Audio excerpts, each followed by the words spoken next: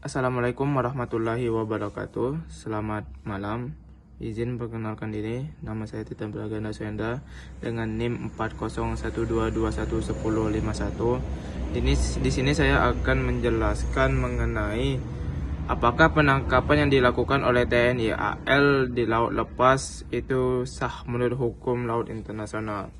Nah, penangkapan yang dilakukan oleh TNI AL di laut lepas dapat dianggap sah menurut hukum laut internasional jika memenuhi beberapa kriteria berdasarkan Konvensi PBB tentang hukum laut tahun 1987 UNCLOS.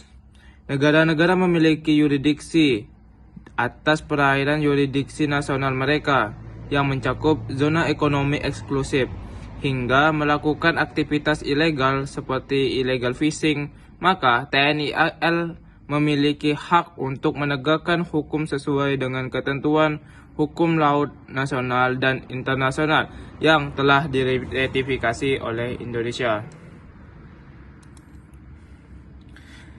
Sebagai contoh, ada laporan tentang TNI AL yang menangkap kapal ikan asing berbendera Taiwan karena melakukan kegiatan illegal fishing di perairan yurisdiksi nasional Indonesia di Laut Natuna Utara. Dalam kasus seperti ini, penangkapan tersebut sah karena dilakukan di wilayah yurisdiksi.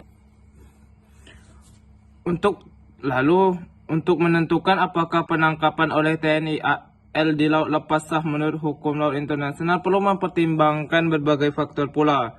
Faktor yang pertama ada termasuk zona laut di mana penangkapan tersebut dilakukan. Apakah zona tersebut merupakan zona yang diakui secara internasional? Serta apakah tindakan tersebut sesuai dengan konvensi atau perjanjian internasional yang berlaku? Semua hal tersebut harus dievaluasi sebelum kesimpulan dapat diambil. Dalam konteks hukum laut internasional, penangkapan oleh TNI AL di laut lepas harus dievaluasi sesuai dengan prinsip-prinsip yang diakui secara umum. Hal ini termasuk pertimbangan tentang zona laut di mana penangkapan itu terjadi. Misalnya, apakah itu terjadi di zona ekonomi eksklusif atau ZEE suatu negara atau di luar ZEE, serta yang memiliki implikasi yang berbeda dalam hal yurisdiksi dan wewenang. Selain itu, untuk mempertimbangkan apakah tindakan tersebut melanggar ketentuan perjanjian internasional yang berlaku, seperti Konvensi Perserikatan Bangsa-Bangsa tentang Hukum Laut atau UNCLOS. UNCLOS memberikan kerangka kerja yang jelas untuk pengaturan sumber daya dan aktivitas di laut lepas.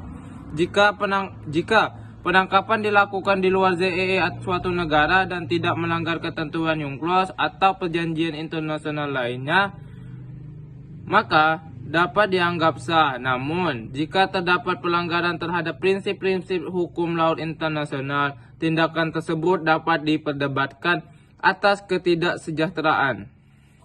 Nah, dalam konteks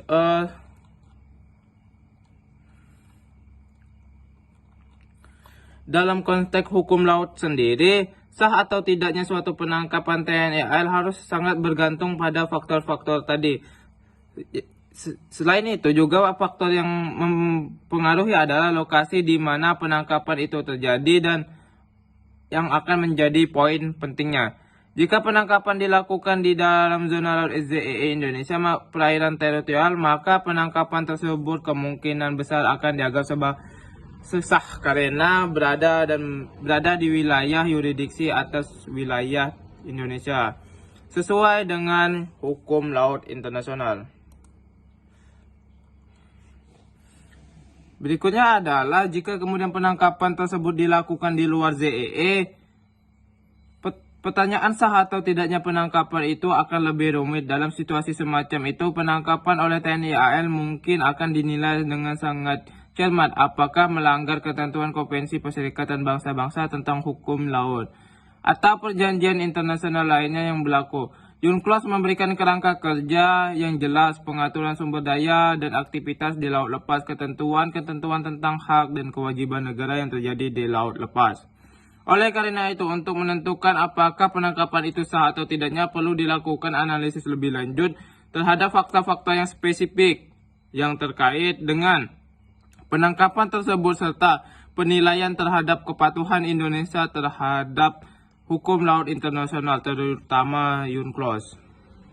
Sekian yang dapat saya sampaikan mengenai apakah penangkapan yang dilakukan TNI AL itu sah atau tidaknya menurut UNCLOS. Sekian dari saya, wabillahi taufiq wal hidayah. Wassalamualaikum warahmatullahi wabarakatuh.